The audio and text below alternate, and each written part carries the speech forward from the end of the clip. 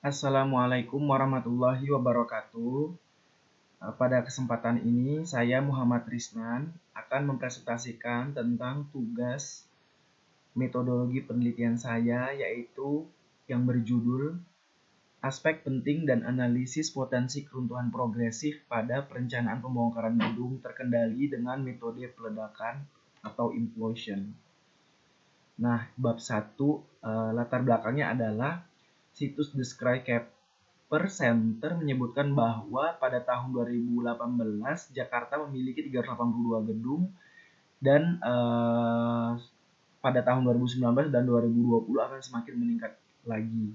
Nah, seiring dengan kemajuannya pertumbuhan gedung tinggi di Indonesia, maka tentu sudah seharusnya diadakan pengecekan kelayakan gedung terdahulu. Nah, tentunya pada akhirnya akan ada sebuah kebutuhan pembongkaran bangunan jika bangunan tersebut sudah tidak layak. Salah satu metode dalam pembongkaran gedung yaitu dengan metode ledakan atau yang dikenal dengan implosion method.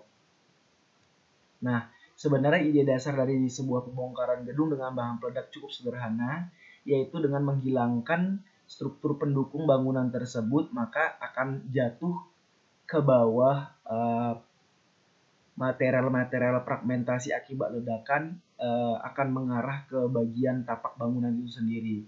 Nah, jika terjadi demikian, maka tentunya pembongkaran itu akan terkendali yang disebut dengan controlled demolition. Nah, keruntuhan yang terjadi diharapkan yaitu keruntuhan progresif. Pada bab selanjutnya akan dibahas tentang definisi keruntuhan progresif. Kemudian pertanyaannya adalah, apa saja aspek penting dalam pembongkaran gedung terkendali dengan metode peledakan yang bisa diterapkan di Indonesia? Yang kedua, bagaimana cara menganalisis potensi keruntuhan pada pembongkaran gedung terkendali dengan metode peledakan? Kemudian tujuan dari sebuah penelitian ini yaitu menentukan aspek penting. Jadi kita akan menentukannya berdasarkan studi literatur dari beberapa negara terkemuka yang aktif melakukan pembongkaran gedung pencakar langit. Kemudian yang kedua yaitu menentukan algoritma pembongkarannya. Kemudian yang ketiga menganalisis potensi keruntuhan progresif. Nah, lingkup penelitiannya yaitu yang pertama, kajian ini akan diadakan atau dilakukan studi literatur dari beberapa negara. Yang kedua, pada penelitian ini akan dilakukan sebuah simulasi di mana bangunan yang akan disimulasi merupakan bangunan maya. Kemudian bangunan tersebut dirancang sesuai dengan kaidah peraturan gempa yang berlaku di Kota Jakarta. Kemudian direncanakan bangunan maya pada bagian struktur atas saja. Kemudian bangunan yang didesain tadi akan dibongkar dengan menggunakan metode ledakan. Kemudian diharapkan terjadi keruntuhan progresif di mana akan dianalisis dengan menggunakan dua metode, yaitu metode strategi kolom yang gagal GSA 2003 dan simulasi keruntuhan secara numerikal menggunakan software LS-DYNA. Kemudian pada kondisi yang ekstrim akan dihitung juga demand capacity ratio atau DCR. Kemudian di bab 2, definisi dari keruntuhan progresif itu sendiri adalah suatu keruntuhan yang terjadi pada satu elemen atau beberapa elemen yang menyebabkan elemen di sekitarnya runtuh secara beruntun sehingga secara total atau sebagian menyebabkan keruntuhan pada bangunan. Nah, itu menurut Starosek tahun 2009. Berikut adalah beberapa tipe keruntuhan progresif, ada pancake, ada domino, ada kombinasi keduanya, ada jipper, instability, dan keruntuhan section. Kemudian berikut adalah penelitian lain dari jurnal yang terkait, yaitu desain kriteria for a controlled demolition dari International Journal of Geomet. Ini kuartil 3 menyajikan bahwa terdapat beberapa kriteria desain yang dapat sukses jika kita ikuti kriteria-kriteria berikut ini. Kemudian untuk jurnal yang kedua saya dapatkan dari Elsevier tepatnya itu Jurnal Engineering Structure kuartal 1 yang berjudul Examining Progressive Collapse Robustness of High-Rise Reinforced Concrete Building. Di sini sebuah gedung 13 lantai dimodelkan dengan LS Dyna, kemudian dengan menggunakan time history dianalisis dan dilakukan simulasi. Hasilnya adalah dapat memprediksi perilaku progresif gedung bertingkat dan dapat membantu memberikan informasi yang dapat memperbaiki bangunan baru dan yang sudah ada.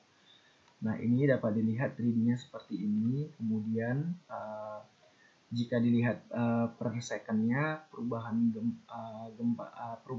keruntuhannya terlihat seperti itu. Kemudian di bab 3 berikut adalah diagram alirnya. Diagram alir aspek penting yaitu saya akan membandingkan beberapa negara yang mempunyai hukum dan kode pembongkaran gedung, kemudian metode dan prosedurnya dan regulasi, kemudian akan diterapkan di Indonesia sesuai dengan peraturan yang memang bisa kita lakukan. Kemudian diagram alir yang kedua yaitu akan dilakukan simulasi keruntuhan progresif di mana akan dilakukan running static linear dan dynamic non-linear. Running static linear akan dibantu dengan menggunakan software ETABS dan perhitungannya akan dilakukan beberapa skenario penghapusan kolom dengan metode GSA dan selanjutnya akan dihitung DCR-nya. Jika DCR lebih dari 2 maka akan terjadi potensi keruntuhan progresif. Kemudian di satu sisi juga dilakukan penempatan bahan peledak, kemudian dilakukan simulasi pola keruntuhan dari hasil analisis yang dilakukan. Kemudian jika memang terbentuk keruntuhan progresif, maka berarti akan dilakukan analisis perbandingan dan bangunan yang dibongkar sesuai dengan rencana. Karena keruntuhan progresif adalah keruntuhan yang diharapkan terjadi ketika pembongkaran bangunan. Kemudian di sini ada pembongkaran, maksud saya adalah metode analisis keruntuhan progresif dengan metode GSA, yaitu dilakukan linear static analysis, dihitung DCR-nya, dan kemudian analisis elemen hingga dengan LS Dyna, dihitung running analysis dynamic non-linear. Kemudian di bab 4, bangunan dummy tadi dihitung sesuai dengan ketentuan SNI berikut. Nah, berikut adalah datanya. Jadi fungsi gedungnya adalah perkantoran yang berlokasi di Jakarta dengan dimensi kolom dan balok seperti tertampil pada slide berikut. Kemudian karakteristik material adalah seperti ini. Ini adalah bentuk gedungnya, tampak samping dan tampak atas. Kemudian pembebanannya mengikuti pembebanan tahun 2020. Kemudian jika kita akan menganalisis, yaitu di sini saya mengambil contoh sebuah penelitian dari Geargius dengan menggunakan ini, maka akan terlihat bahwa simulasi pada LS Dyna akan mendekati kondisi di lapangan, yaitu runtuh seperti ini. Kemudian dengan menggunakan GSA akan dilakukan skenario 1, 2, 3, 4, 5, yaitu penghapusan kolom di bagian sudut eksterior dan eksterior-eksterior. Nah, jika dihapus maka akan menunjukkan beberapa bentuk deformasi gedung seperti ini. Nah, masing-masing lokasi dari penghapusan kolom akan dihitung DCR-nya, dan jika DCR lebih dari 2 maka akan terjadi potensi keruntuhan progresif, dan itu yang memang kita harapkan. Jadi berikut adalah keruntuhan gedung.